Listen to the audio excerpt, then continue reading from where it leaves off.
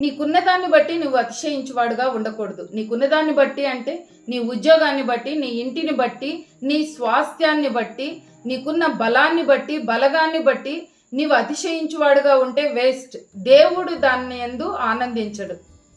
147 కీర్తన 11వ వచనంలో దేవుడు అంటాడు, దేవుడు తన కృప కొరకు కనిపెట్టు వాని యందు ఆనందించువాడై ఉన్నాడు అంటాడు. హల్లెలూయా. దావీదు రాజు, బలవంతుడు. అతనికున్న సైన్యము సింహపు గుండె వంటి గుండె గలవారు. అతని సైన్యము పక్షిరాజు వేగము అంత వేగము గలవారై ఉన్నారు అని చెప్పి వాక్యంలో ఉంది. దావీదు గురించి అబ్షాలోముతో ఒక పెద్ద ఆయన అంటాడు, నీ తండ్రి పిల్లలు పోయిన ఎలుగుబంటి లాంటి వాడు అని చెప్పానని అంటాడు.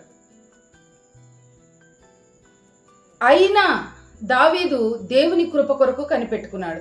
హల్లెలూయా.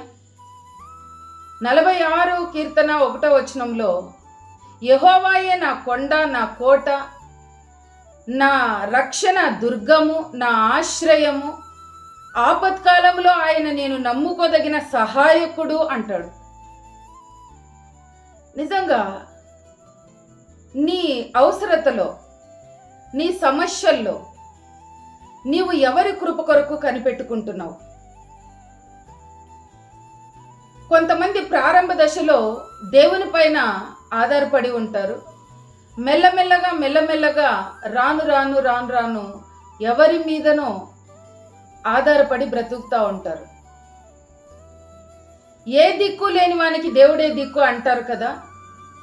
దావీదుకి అన్నీ ఉన్నా దేవుని కృపపైనే ఆధారపడ్డాడు. హల్లెలూయా. అందుకే అతను రాజు అయ్యాడు. దావీదు పరిపాలనలో 40 సంవత్సరములు దేశము నెమ్మదిగా ఉందంట. దావీదులాగా దేవుని కృప కొరకై కనిపెట్టుకునే వ్యక్తి